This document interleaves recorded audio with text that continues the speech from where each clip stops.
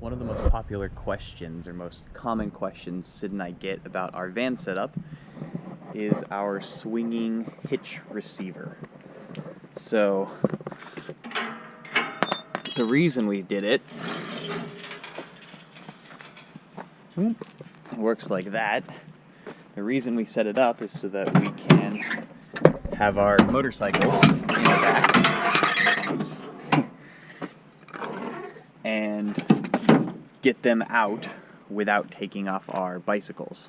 So we don't have the bicycles on right now, but we don't have to remove the bikes, we don't have to remove the rack, and we can get to our motos this way. We have a ramp that they roll out, and then also so that at night we have access to our ladder, which is how we get up to our rooftop tent. So since that's one of the most popular questions, I was going to show a little bit about how it works and then pull it off and show how I designed it. So obviously it hinges right there, and just pull it closed,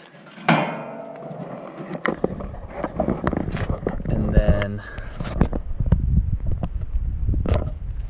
we have just kind of a standard hitch receiver pin to lock it in place. And then it's pretty stable, a little bit of movement just from the steel flexing, but we've had 4 bikes on there, no problem weight-wise, and it's been really stable. So I'm going to go ahead and pull it off here and show you guys how we built it.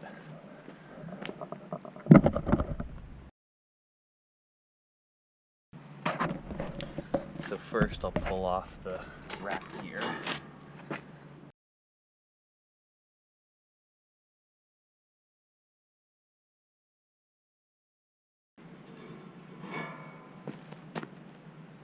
So quick overview of our bike rack, since we get a lot of questions about it also.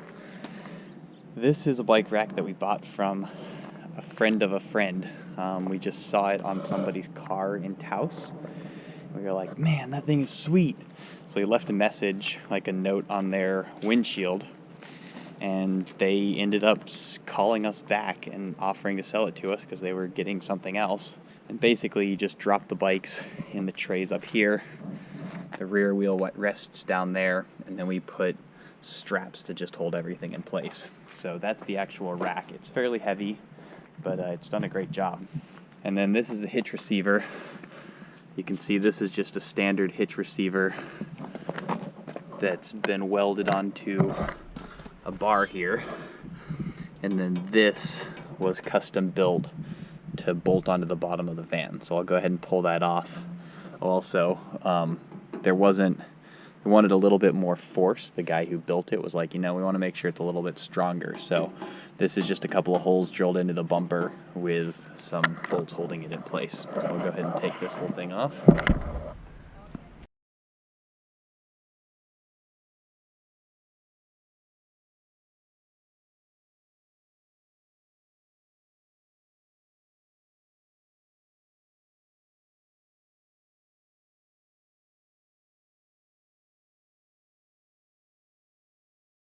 And then we have just the usual bolts up here that bolt it into the standard hitch receiver bolt mounts.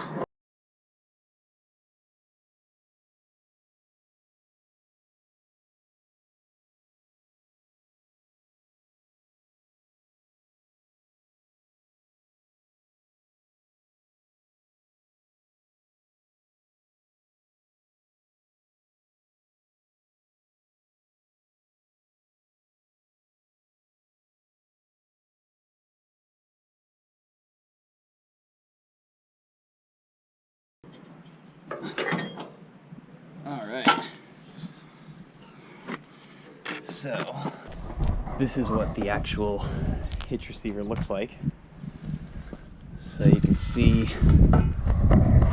these two are where it bolts onto the bottom of the vehicle, and then this is a big hinge here, and I'll pull that apart so you can see what it looks like. But this piece, the kind of main mounting piece, was mimicked off of the original hitch receiver we had on this vehicle. Here's a picture of that.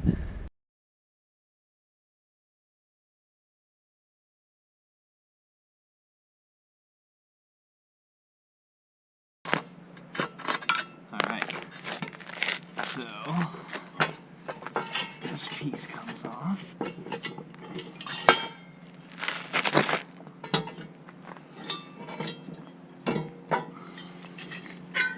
Like that. So here are the two pieces.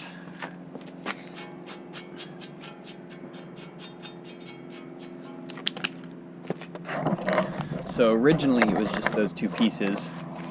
I ended up getting a class or grade 8 bolt for it because somebody pointed out that this is going to be the weakest point, is this intersection. So by getting a stronger bolt, I decreased the possibility of this shearing.